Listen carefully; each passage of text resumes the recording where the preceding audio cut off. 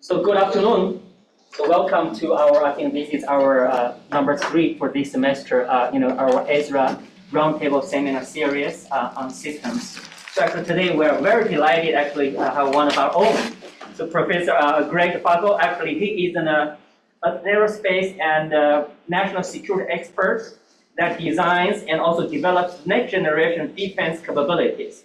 So I think in our either in our individual majors or in system engineering, we talk a lot about modeling or optimization or analytics. But I think this kind of security, particularly when the systems security, when it comes to interact with the cyber system, this is a whole lot, very significant and important topic area, which I don't think we look into that area very often. So today, it's great to have Greg to talk about this. I just want to mention that Greg, I think you did your undergraduate here at Cornell, and then you moved out, and then he did his PhD at MIT, and now he's back and with kind of all the energy and all the vision. So Greg, please go ahead. Thank you so much.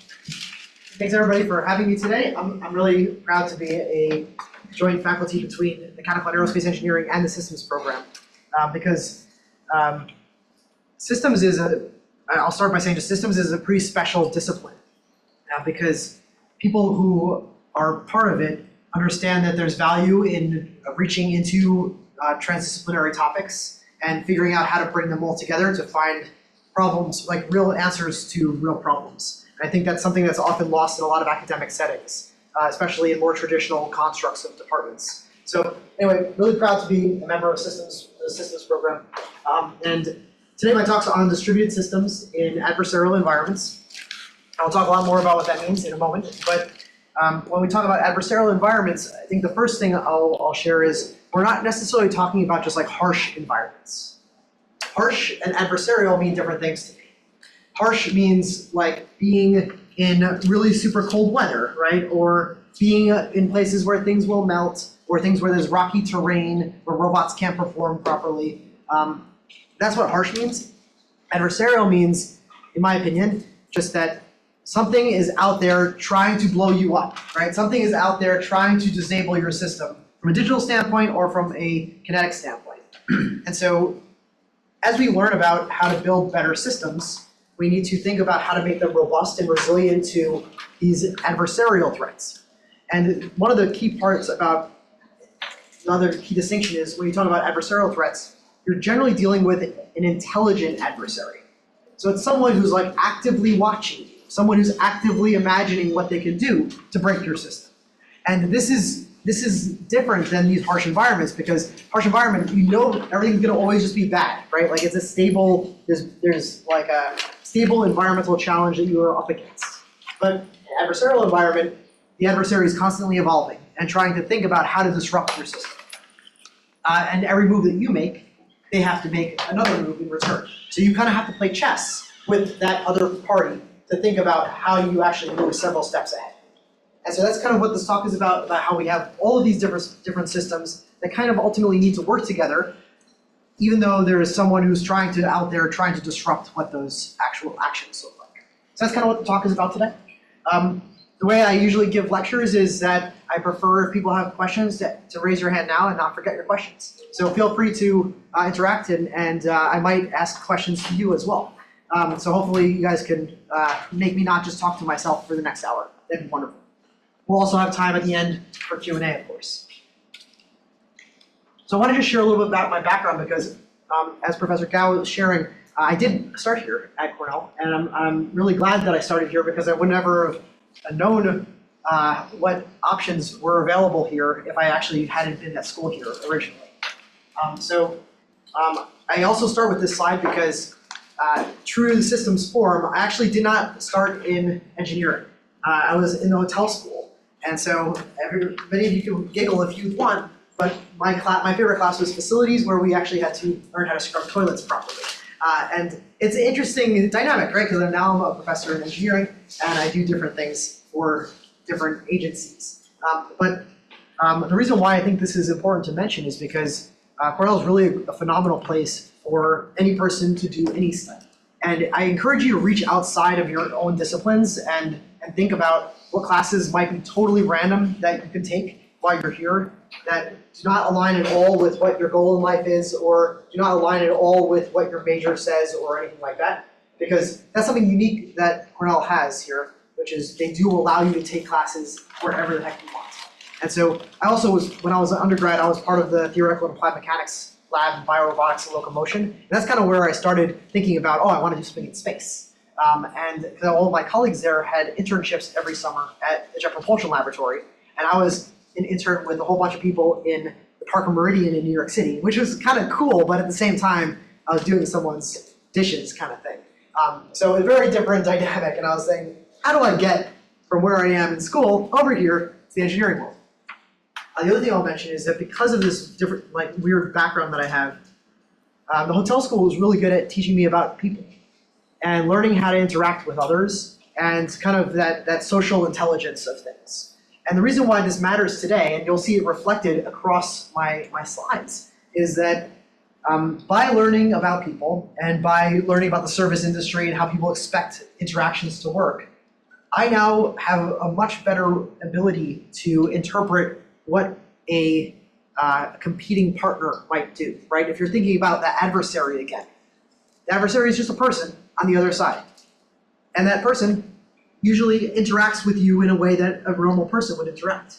But by having that knowledge of how that person may engage and how that those people skills actually allows me to interpret what my adversaries might do to me from an engineering standpoint. So I'm able to kind of draw back and take back from some of that education I have and then pop it into the work I do today, which is totally different. So I had a bunch of other random academic experiences, which I'll share with you also, just because, you know, again, systems is a very interdisciplinary world, so maybe some of this will resonate.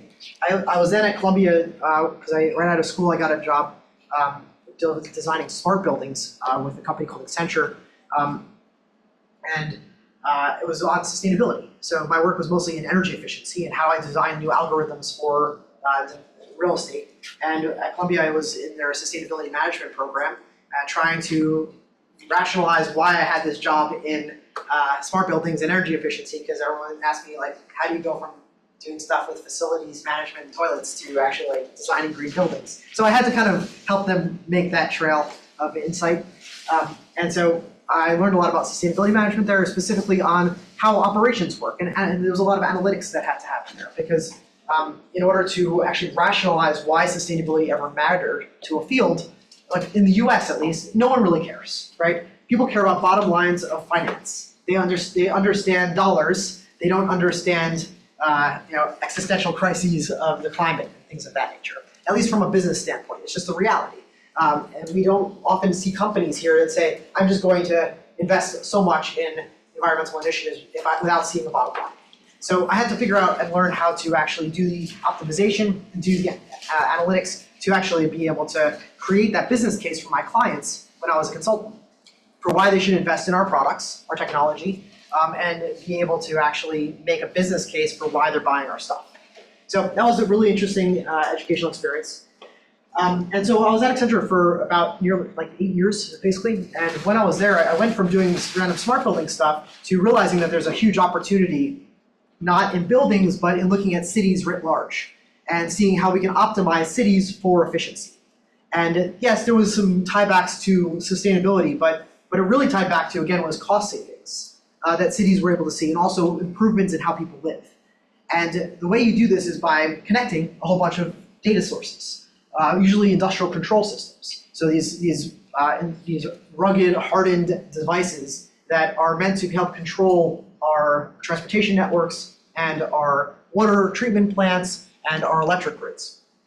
So if we connect all these things together, we might have more data. More data means more analytics we can run. More analytics means more ability to find ways of optimizing things and potentially reducing costs. So I started this business when I was at Accenture. We built it to like $100 million a year business within like 3 years, which is very intense growth for a company, even a company the size of Accenture. And the reality was that we ended up with a big problem that our clients had. They asked me, and I was talking to a sheik one day, and he said, what kind of security issues do we have to worry about with networking all of our industrial control systems? And I went back to my engineers, because I was just a strategist, And I was like, hey, what's going on here? And they're like, we don't know. We don't know how to do this because these are embedded devices. We can't just put antivirus on this stuff to figure it out. And at that point, I kind of decided that I'm done with the industry and I'm going to go solve some research problems to actually go figure out how do you actually secure these embedded systems. And so that brought me to MIT to do my PhD in cybersecurity.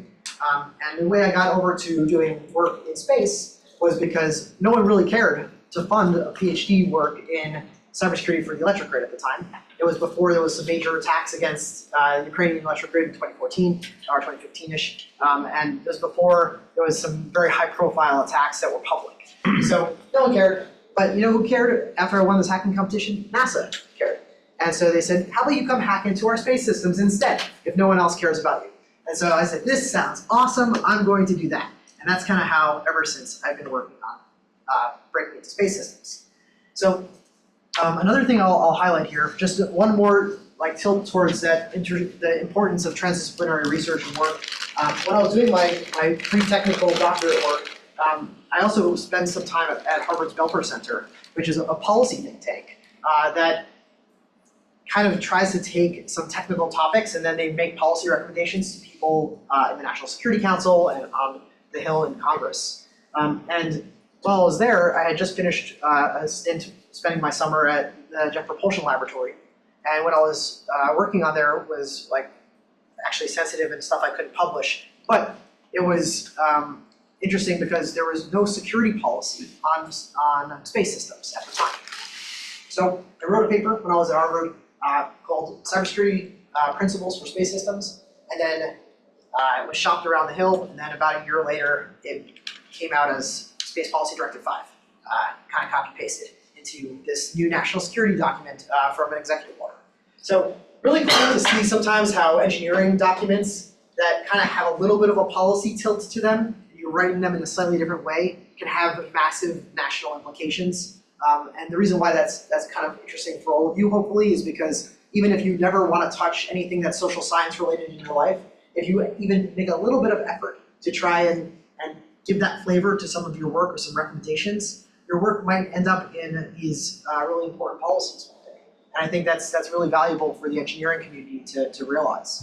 So I just wanted to make a nod to that. And also when I was doing postdoc work, I also did 2 different postdocs kind of at the same time. One was in computer science, and then one was in international relations when I was at Stanford. And that way I was able to kind of bridge these weird worlds, and that's kind of why I'm a systems person, because I belong in both places at the same time. And I really enjoy that kind of discourse. So without draining the slide much further, I spent a lot of time in industry. I've been in and out of companies that I've created and exited. I've spent time in government organizations and international bodies. So if you ever have questions relating to random professional experience and stuff, I'm really happy to make myself available and talk to you about things. Also, this is my family here, and one of the reasons why we moved to Cornell is because my family did not like where we were living previously. And so Ithaca is a phenomenal place for finding cool things to do in nature. So let me tell you about my lab for a moment. My lab is called the Aerospace ADVERSARY. And adversary stands for something, which I can't even remember, but I'll read it off for you. Autonomy, defense, vulnerability exploitation for resilient, secure, assured risk ability. It took me a couple days to come up with that acronym. So I'm very proud. But anyway, what we do in general is we try and build next generation space capabilities by thinking like the adversary. So thinking like someone who might want to disrupt your mission system. We design for that purpose. And that might be weird, right? Because if you think of space, there's often a lot of, as from a public standpoint, we see a lot of civil space missions that are really cool, like that inspire us in terms of how we can push the boundaries of science and engineering, and think about how we were able to get to new planets and the sun and beyond our solar system, to explore new mineral deposits and do asset return missions, which is super cool and exciting. But increasingly, because the US is not the only player by any means who is engaged in space activity, there's interest in competing in space now. And that competition is nothing new, right? During the Cold War was one of the great years of the US space race, where we were competing constantly with Russia, and we were pushing each other forward in that competition to say, oh, well, we can do this, and then Russia's like, oh, we can do this, and then Russia's like, oh, look what we just did, and then the US responded, this is what we can do. And yes, that's often from a defense and military standpoint, but those have direct implications on science missions as well. And so right now, we are in a new age of space, where the reason why this matters is because the commercial industry is so excited about offering capabilities. We believe that there will be a space economy. And that space economy, even though it's meant for peaceful purposes, is sometimes met with adversaries. The reason why is because we have things today, like even in regular companies that have nothing to do with space, industrial espionage, right? We have programs where different nation states or cybercrime actors intentionally disrupt very important efforts by companies with sabotage. Just because they want to manipulate the stock market, or they want to be able to screw over a former employer. There's a whole bunch of reasons why people like to disrupt companies. So the new commercial space infrastructure that exists, it really fosters a new generation of thinking about, okay, well, how do adversaries want to disrupt these missions? The other thing that's important here is the notion of what we call dual use. Does anyone know what dual use is? Someone in here must know what dual use is. Tell me what dual use is. There's a good example in like propulsion, like bimodal propulsion systems. One that might use electric propulsion one way and chemical another way, but it's the same propellant. So it has something that has two purposes. And in the capability of space, we think of dual use usually as a use case for civil or commercial purposes, right? Peaceful purposes, science, right? And then the dual use for that is, the same thing can be used as a weapon system, right? Or the same thing can be used as some kind of military defense enterprise or application. And so because of this nature of dual use capability in the current space infrastructure that we have for commercial use, we need to think about how this thing that we just built for science, or how this robotic arm we just built to do some cool science experiment, or for commerce and for docking, how that same arm can be used to grab a satellite, squash it, and dispose of it, right, into a garbage orbit. So these are things that we need to think about, and this is why our lab exists. And so our lab has proven that it needs to exist because we have some good sponsors who care about the work we're doing. Most of our work today is with DARPA, as well as with Sandia National Labs, which is both are cool organizations to work with if you ever have that opportunity.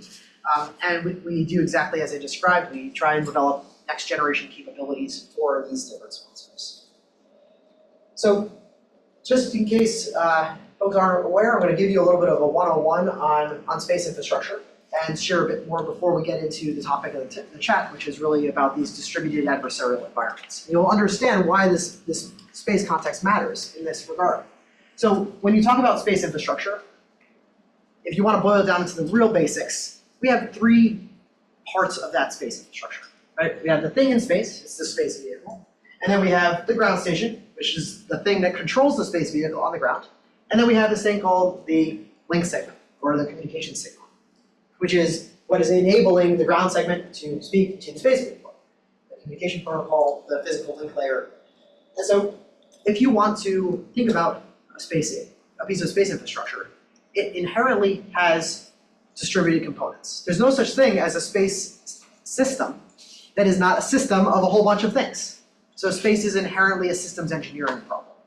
And that's explicitly seen in a distributed way because these are not located in the same place. They have different components made by different manufacturers, housed or operated by different companies or different agencies. So it's kind of a nice mess when it comes to actually operating a space mission. And because they're all over the place, we can characterize this as a distributed problem. So with that said, there's a couple of things that make space particularly hard. First is latency. When we try and deal with fixing something that's in orbit, or we try and have engage with an asset that we've developed, depending on how far away it is, there's latent communication systems. So why is that bad? Well, if something is happening in that space system, let's say it's on the space vehicle itself, we might not know about it for a few minutes or a few seconds, depending on how far away that thing is. And so this presents some challenges when it comes to understanding how do we manage these adversarial environments. because we won't know in real time what's going on. So this lends itself quite nicely to a whole bunch of autonomy questions and areas to think about when it comes to automation of the capabilities of the edge. So this is one of the facets that makes space hard. Anyone have other ideas what makes space hard? Before I go, I give you all the answers. Low SNR. Sorry, say again? Low SNR. A low signal to noise ratio, yep. So that's absolutely part of the latency issue, or part of the comms link segment, I would say, right? So if you have the ability to disrupt signal, there's a issue where you might not necessarily have that ability to solve that signal to noise ratio in real time, or you might not have the capabilities on the edge to be able to process things. That's definitely part of the space issue. You also have, and that directly relates back to how you also have these embedded systems that are operating these communication protocols. Embedded systems generally do not have a lot of processing power. And you then therefore can't have a whole bunch of really fancy compute that's going on there, and you might not be able to address problems that come up in the same type of way that you would have originally wanted to. So the fact that space has a whole bunch of these embedded assets where you have minimal compute and you have a limited amount of capability to engage in real time, thanks to the latency, thanks to problems related to low SNR, you have two big issues in the space ecosystem. Finally, you have this notion of complexity. And so this might be like a soft science thought about why things matter, or what matters, but because you have these different operators, because you have this complex ecosystem of different systems and capabilities and OEM, original equipment manufacturers, you then end up with a lot of complexity in how you actually manage these space missions. Another thing is we increasingly have a lot of stuff in space. And the reason why is because the launch costs are getting exponentially cheaper by the month. And we know that by having a lot more things in space, we have a lot more assets that have to be engaged with in a certain way. So these are kind of three tenets of what makes space hard for us when we think about, let's call about almost the natural space environment. When I say natural, I don't mean like environment in terms of the Earth or cosmic rays or space weather. But we're talking about, these are things that we make hard for ourselves. This is not an adversary making things hard. So now you might want to think about it as, well, there are bad guys out there. There might be companies, they might be nation states, they might be random people in their basement who want to figure out how to exploit the fact that these are complex systems. Exploit the fact that there's high latency in some of these assets, and exploit the fact that you can't do a lot of processing on some of these systems. Now, you might wonder, okay, well, this is maybe true for the thing that's in orbit, but what about the stuff on the ground? Still problematic, right? And the reason why is because we're still running embedded systems on ground stations. So we have highly constrained devices for the control systems because they're incredibly reliable. And that's why we use them that way. Yeah, we also have Windows servers and things like that, but that's not actually what control this infrastructure. So we still are stuck with that embedded problem.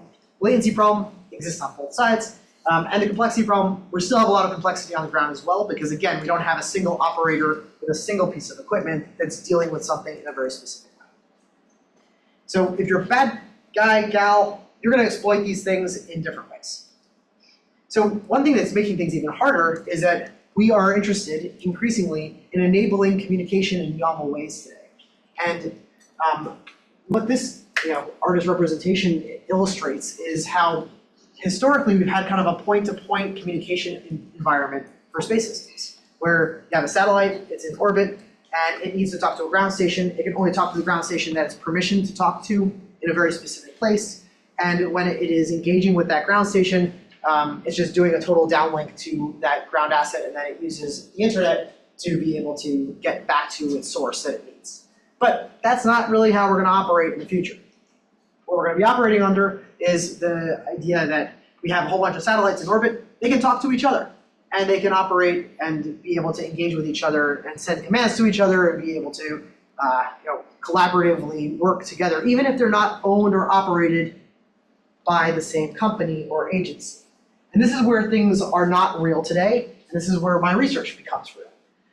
So when I just described this paradigm of different assets talking to each other, we have this in real life for like Starlink assets, for government and National Reconnaissance Office assets, and like the Blackjack constellation. We have this for some Viasat satellites, other commercial entities, but they aren't talking to each other, right? They're just talking to their own satellites. So like if you have a constellation where you have a whole bunch of assets in orbit, they're relaying with each other maybe important TLE, which is like kind of data about where they're located and their health and stuff like that. But they're not talking to each other across different companies or different government agencies in space. But we're getting there. And there's a program that's called Space Bacon at DARPA, which is enabling some of this inter-relay communication. Think about it as like these big network nodes that are sitting in space that normalize the communication protocols across different assets. So if, let's say, one of these assets is communicating with RF, this one's communicating with free space optics, and they're from different companies and they're using different protocol, how do they talk to each other? Well, they can one day speak to one of these Space Bacon nodes, and the Space Bacon node will help normalize those protocols and be able to enable consistent communication across these systems. So that's not here today, but it's coming, right? And so what we want to understand is, how do we take that construct and allow different companies to work together, or even how do you enable different adversaries to work together in a secure construct?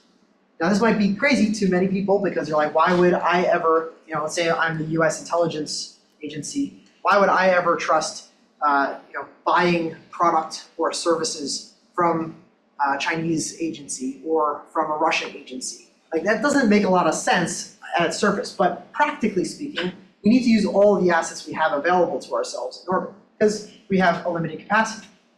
So if we look at the ecosystem today, and this is just a very US-centric focus on the ecosystem, we already have all of these types of companies that are doing intercommunication, interconstellation link, or intra-constellation link, where we say all of the Amazon Kuiper assets are technically going to be able to speak to each other, even though they're still probably a couple of years out from them actually doing that. Similarly, Planet, OneWeb, Starlink, Blackjack, these are in the LEO regime. Then we have like the MEO regime, which is like SES. MEO is a little higher up than LEO. And then you also have GEO, where you have all of these intelligence satellites, GPS satellites. You have mapping constellations. There's a variety of other types of systems that exist in GEO. They also technically can talk between themselves. But we want them to all talk to each other in different ways. So how do we do that? And let's see if this makes it work. So you might not understand what this means at first, but I'll try and narrate it so it doesn't look ridiculous. But basically what this is showing is how space is increasingly a contested environment. And so you have this asset over here, SG2, and then you have the SJ21 asset that kind of flew in and started to hang out around this yellow guy over here. And then eventually you're going to see this SJ21 fly away, but we didn't get to that part. Slide. But anyway, what we're showing here is how we increasingly have contested environments today, and that SJ21 is a Chinese asset. It was characterizing a mission of a US asset. And this is basically showing, okay, well, maybe it's not a good idea for two adversaries to be engaging with each other and sharing services. But because we have a very vertically integrated ecosystem today, we are overly relying on single companies or single government agencies to do what we need to do. And that means if we really want to achieve a mission, and if one part of our ecosystem fails, the whole mission is going to go to crap. So how do we think about using other people's assets in order to actually functionally engage with ourselves? And right now, there's a lot of barriers for new market entrants. So if you want to become a new space company, you're not going to be able to just go up there and offer one service to everybody. You're going to have to be able to also be somewhat vertically integrated and provide your own comms infrastructure and provide your own bus infrastructure and buy your own deal with your own payload and your own compute processes. You're going to have to do all of that. And it's kind of annoying for these new companies who want to focus on one thing really well, like maybe this one type of sensor. Like how do they enable that service to be provided? So in theory, we can share things across space systems. The same way we share things across server infrastructure today, right? You go online and then you go use Amazon's cloud for something, and then you maybe go online and find a sensor that you need for something from a remote scientific research station, like you're borrowing services from everybody. You can either pay for those or just get them from open source systems. But why don't we have that in space?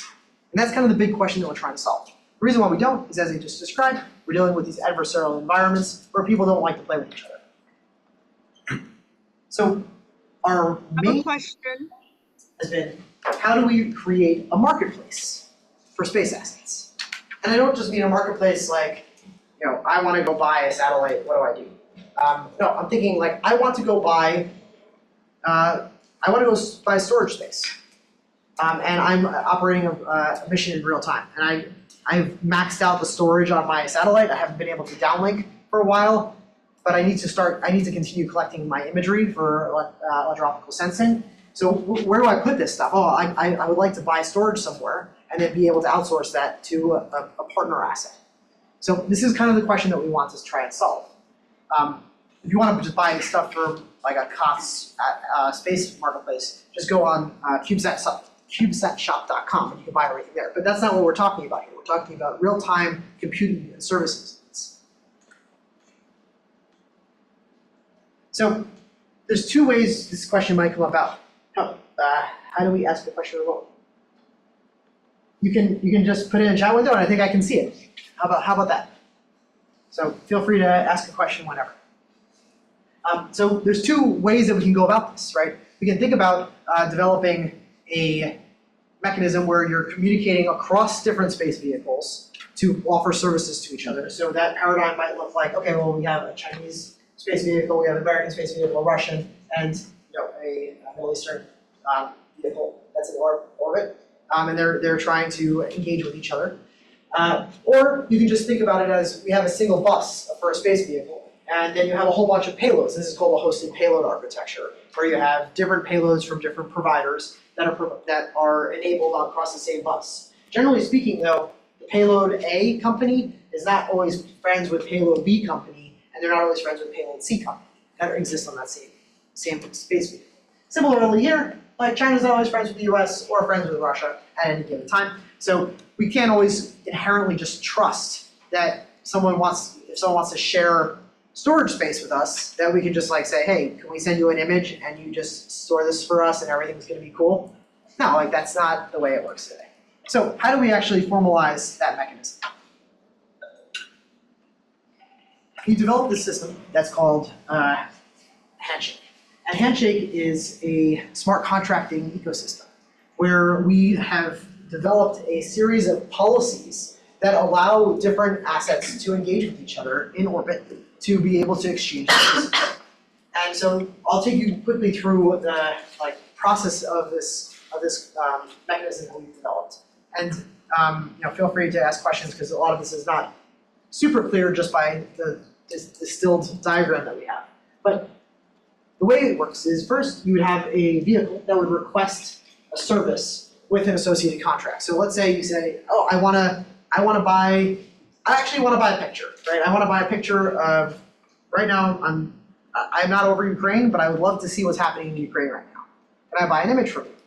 And you would kind of instantiate that request in a smart contract service agreement. The smart contract ecosystem, the nodes would be installed on anyone who wants to participate in the marketplace. Then what would go out, and this would be enabled by that space bacon communication architecture that we described previously, where you're able to actually engage with different assets with those normalized protocols. The next step would be you'd have a series of assets that might want to respond saying, hey, actually, I have that image of Ukraine right now. I'll sell it to you. How much do you want to pay for it? And so what we want to do as part of that smart contract ecosystem is allow for multiple parties to claim that they can fulfill the service that's requested by the first party. And then what we will have in that ecosystem is because because there are hyperparameters instantiated in the smart contract, we will then be able to have the actual image metadata reviewed by everyone who has a node on their space vehicle. And others can contest the validity of the content that's received by the party who is sending it. We don't want to spam their communication mechanism necessarily because that's going to be very taxing on their compute. but we would be able to disseminate certain important components of metadata to be able to make sure that everyone would be able to determine if what they sent is actually what was requested. And then there'd be a process for contesting the validity of that problem. To what extent have you projected the impact of a marketplace for space assets? I will get to that in 2 seconds. How about that? And so if we continue going down this process here, if you contest the validity, we would then enable, or we would allow for a consensus mechanism to exist, where others on the marketplace ecosystem would have the ability to further validate the data that's sent across to the one who requests it.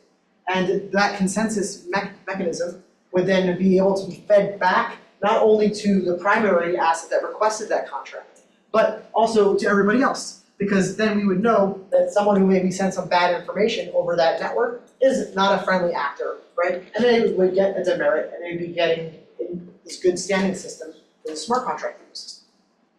Now, there's a whole bunch of merits to this idea and a whole bunch of practical problems to this idea. So let's talk about those for the next couple minutes.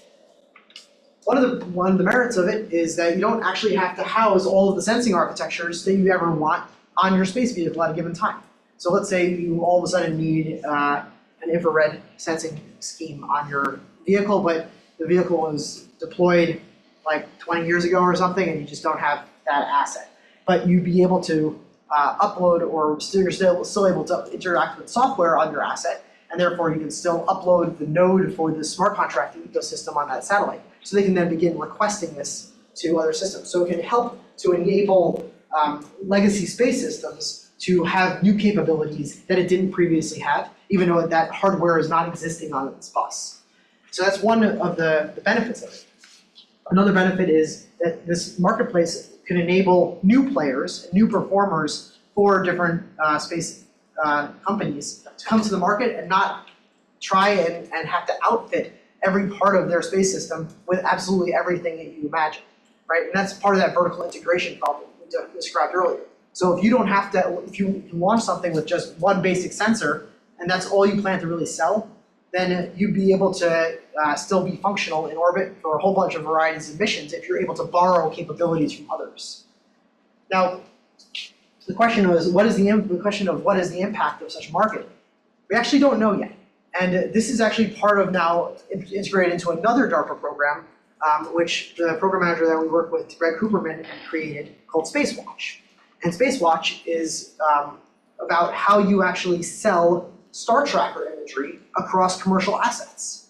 And the reason why people care about star tracker imagery is because star trackers are used across a whole bunch of space vehicles to just determine where you are in space, right? It's helping with your attitude and determination, and also your navigation capabilities. So as a result of that, if a lot of vehicles have this, but they're all located in different parts of space, if you can sell imagery about the star trackers, you might be able to actually pick up other things in that imagery, such as breakups of satellites, or collisions, or new launches that weren't publicly disclosed by certain countries. So you might be able to start looking at things that you weren't previously able to see. And so how do you actually exchange this information in orbit? Well, you can't right now because the commercial players don't trust each other. So they've actually built in our system that is enabling the smart contract mechanism, where you can make a request from another asset and be able to receive that and get some rating system based off of that. Now, this is all happening on the embedded device in orbit, but we're also implementing this on the ground stations as well. And one of the biggest questions is exactly the question that was asked in the chat, or similar to it, which is, like, what is the actual impact of this marketplace from an economic standpoint? And this is something that's been part of the problem with this DARPA program, is that it's been very hard to get our heads wrapped around, like, does this actually enable a functional financial marketplace service where companies can now go to space and assume that they'll make money and revenue off of offering these services? Like, is this enough of a reason in itself to go to space and create a capability? Or is this something that's just like nice pocket cash, the same way that if you're an Uber driver but you have another full-time job, like, hey, it's extra pocket money, but it doesn't actually always sustain your lifestyle. So we're trying to understand what that impact looks like right now. As I mentioned, there are also drawbacks to such a system. And oh yeah, please. Is your marketplace functioning as a spot market with real-time transactions, or is it functioning similar towards a futures market? It's supposed to act as a real-time mechanism. There are operational questions about that. The reason why is because right now there's not a lot of comfort in having, because the space bacon isn't fully built out, the vehicle-to-vehicle transaction yet, and therefore there's a heavy reliance on the ground system and making sure that the ground system is able to do these transactions in the way that we'd expect. So there's still a latency question and problem about that, but the intention is to develop a real-time mechanism to facilitate this. At the very least, a near real-time where we're looking at like 5-minute delays. Because when operators need information, especially from a military standpoint, they need some heads up to actually make moves or actually do something. But talking about a futures mechanism doesn't really help in the same way because we have telescopes that possibly can do the same thing. So it's a great question. Yeah. Wonderful. So in step 3, you have this contested. So exactly, you have like a voting mechanism. Yes. In that one. Exactly. There's a voting mechanism, but that doesn't actually fully happen until the consensus is applied. So in step 3, it's actually more of this guy who originally asked it saying, this doesn't smell perfect, right? Because we don't want to tax the entire network of transactions of the marketplace every time something comes across. We don't want to ask them for consensus every single time. So the way that we've instantiated the logic currently is that the receiver is the one who's at first contesting the validity, saying, I'm not sure this is exactly what I asked for. And if they say that it isn't what they asked for, then it gets pushed back out to the entire marketplace for a consensus protocol token. And that's when we engage it. The reason originally we had it exactly as you described, where it's going out to the entire network and everyone is voting on the validity of that service. But it became very computationally heavy across the entire ecosystem. And so it wasn't super as operationally viable as possible. And in step 5, basically to punish the bad actors. So in this kind of adversary environment, kind of particularly if someone is attacking, will the system have enough opportunity to learn that is a bad actor? So, and by the time you learn, actually the damage is already done. Yeah. So that's a big question. And we actually haven't fully stress tested this yet. So we're trying to understand like, okay, well, how many times can a bad actor fool us before we acknowledge that they are a bad actor? Is it one and done? Is it multiple transactions? What happens if there's a network of bad actors that are trying to disrupt the system? So currently, one of my doctoral students is running that as his last phase of simulation for his doctorate.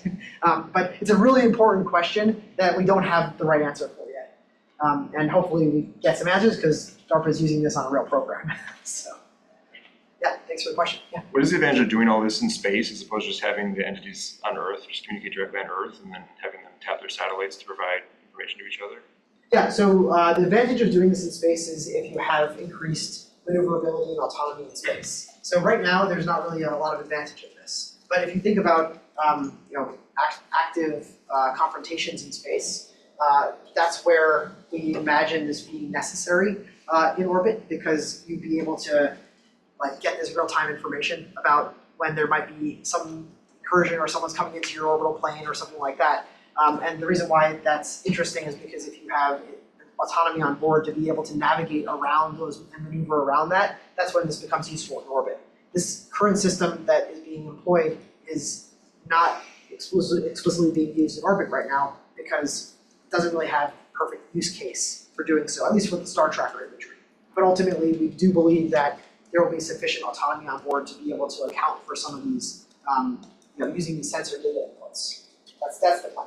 So come back to the latency issue. Like you want the satellites to be able to kind of recognize when they need help and then get help from other satellites quickly without having to communicate with the ground. Yes, it does. It does exactly inform the latency issue. And we also have issues operationally, at least in the DoD, with having how you're engaging with the UDL, which is the Unified Data Library that Space Force uses in order to actually get data transactions across each other. So there's a lot of latency just plugging into some of that system sometimes. And so that's something where there are a lot of operational constraints that we're trying to learn how to operate around.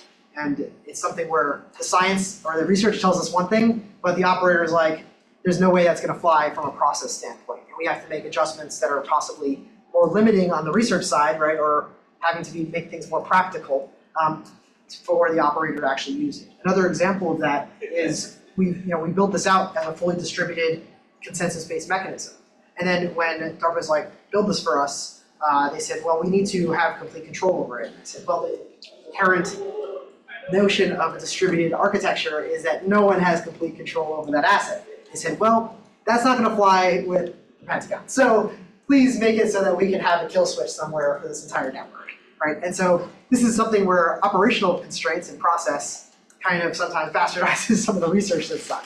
But we started with that true north state, and it gave them the idea for actually how to build this thing. We like to imagine that they will flip back to the fully distributed mechanism when they involve more parties. Right now, they're only engaging commercial players who they trust, as we've gone through procurement processes to install nodes like this on their ground station assets and their vehicles. But eventually, if they open the aperture and see how this can expand beyond their friends, the distributed mechanism can make more sense. So it's another example of how operational realities often trump the actual research performance that we imagined. Other questions? Cool. So let me see. This is just an image of the actual series of sequences of processes that we enable. It's an eye chart, so I won't leave you there. But ultimately, I think this was an interesting case study for me to share with you because we're developing this for agnostic use, right? We're thinking about it from an abstract standpoint where we don't care about the use case of it, but we're building a system and a mechanism for different interoperability of different players and providers. And we're trying to make something that makes sense from a computer science standpoint and a security standpoint, but we're also then having to sometimes change our requirements and our operating parameters for the end user. And that's something where I think this is a very systems perspective on how to handle, right? Because sometimes you have reality constraints that you can't actually bake into your ivory tower research problem. And we often forget about those realistic constraints if we're not seeing things from that practical side of things as well. So I am really happy to answer any questions about anything I talked about today. I have another 30 slides of content, but I feel like in the next 10 minutes I won't be able to get through them. And I really want to open the floor if there's any questions about anything I talked about.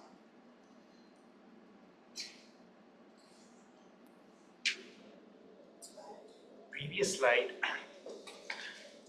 point number 4, you're using blockchain. Isn't blockchain very energy intensive? Yeah, so we actually built blockchain. We're using a DAG, a directed acyclic graph. And that's more workable on some of these embedded devices. Then when DARPA decided to move towards the ground station model and they're housing everything on servers, we then put it back into a blockchain network because it had more security, but then they said kill the distributed nature of it, and then we ripped out the blockchain part again, right? So again, these operational requirements have shifted quite a bit, which is why we do some stuff on the research side, and then when it comes to actually deploying it, we have to totally throw out the playbook sometimes. But we originally built this, imagining a blockchain system. Blockchain didn't make any sense for the embedded systems, and we used DAGs instead. But it's a great question. So we have things like international conventions on space. We have, I think there are parts of the International Convention on the Law at Sea that apply to space. We have international trade. Do we need another international convention for to sort of facilitate some of the partnerships you're talking about so that all these things work together? You see that we already have the policy legal frameworks to make this work. We don't today, right? And that's a continuing problem in space right now. There's very few relevant and recent laws or kind of norms that are established, especially for this new space era. So one of the biggest tells of that is just looking at after Starlink kind of took over for Viasat in the Ukrainian conflict with Russia. Russia said, okay, well now Starlink's military target because you're aiding our enemy. And so then DC blew up that next day saying, crap, are we supposed to protect SpaceX now if someone decides to ASAT them, right? That's what is the norms there? And according to Outer Space Treaty in 1966, they kind of say, well, if you've launched from a certain point, that country is technically responsible for that. But I don't think they were imagining these scenarios that we live in today. So similarly for this marketplace ecosystem, where you might have exchanges and you might have bad actors that are playing, but a lot of it is commercial applicability. Like there's nothing right now. So absolutely we need new policy to think about it.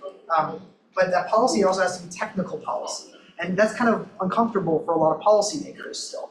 So for example, I work closely with the White House Office of Science, Technology, and Policy sometimes, and they recently came out with a new strategy for commercial space, for enabling markets in space, or the new space economy strategy, or whatever it's called. And what they're talking about there is, it would be nice if everybody can interact and play nicely in space, and wouldn't it be great if we can establish new guidelines and standards to facilitate this? But then all the companies kind of looked at each other like, how the heck do I use this, right? Like this is not actually helpful. So as a offshoot or separate to that, I chair the IEEE International Technical Standard on Space Cybersecurity. And so IEEE standards is like what gave us Wi-Fi, right? Like there's a whole bunch of technical standards out of there. And as part of this standard body, we are trying to establish very clear technical requirements that would enable secure interactions that we're kind of describing here. It's not perfect by any means, but we're trying to get to a point where there is a standard where government can start pointing to saying, government's not going to define the standard, or we'll define a policy that says, you better use some standard that's out there that is kind of internationally agreed upon. So that's kind of where we're heading. It's entirely imperfect process. So I think there's a lot of opportunity if that's ever an area people want to look at. Are there any other questions? When you are talking about this kind of network security and cyber security, when you go from the networks that are designed for civil service versus military service, of course, hope your group will work out some philosophy for both. Do you foresee a complete paradigm shift or philosophical shift? We are designing something for civil application versus for military. Now, what would be the key differences? Because I feel these are two so different. It's a great question. From a civil standpoint, civil agencies actually are very against any kind of security being used ever. And that might surprise you, but the reality is that they claim that they're doing things for science and everyone should have access to everything. So why should they prioritize taxpayer dollars in a certain way to secure their assets when they should be open and free to just support things? This is quite a different stance though than how the commercial sector is thinking about it. So we have to start breaking these things into like civil, commercial, and then military. Because the commercial side is, yes, they're selling to civil agencies, but their bigger buyer right now is the Department of Defense. So we start seeing interest and need from commercial industry to have standards like this from a security standpoint, and similarly, even more stringent on the national security space side. This is not to say that civil agencies don't acknowledge this as a problem, but they don't want to even require any kind of security posture currently. So even like there's a directive out from Vice President Harris saying, as she chairs the National Space Council, saying we need minimum space cybersecurity requirements. That was directed in December of last year. And the issue is they haven't been able to come up with them, not because we don't have them. Like we actually literally wrote a paper that was published a couple months that is called Minimum Requirements for Space Cybersecurity that we hope that they adopt, right? But the issues that the White House has been having on this is that the civil space community is saying, like, we're not even willing to accept encryption as a viable form of data security. Like, we think it's too taxing and it's too limiting for us. So that presents a lot of problems and a dichotomy, exactly as you described, of we have civil is going off in this direction over here, they want their own thing, and then we have commercial, which is slightly more aligned with the national security sector, kind of going off into this other realm. So we're kind of hoping as a community that the commercial sector really takes on this burden and works with the standards that enable security, and increasingly the civil space entities will just purchase from commercial. And because commercial's already doing it because they want to sell to national security, the whole ecosystem will get better.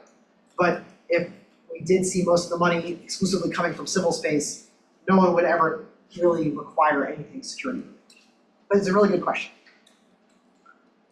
Other questions? Lots of questions. So that's great. So let's thank our speaker again.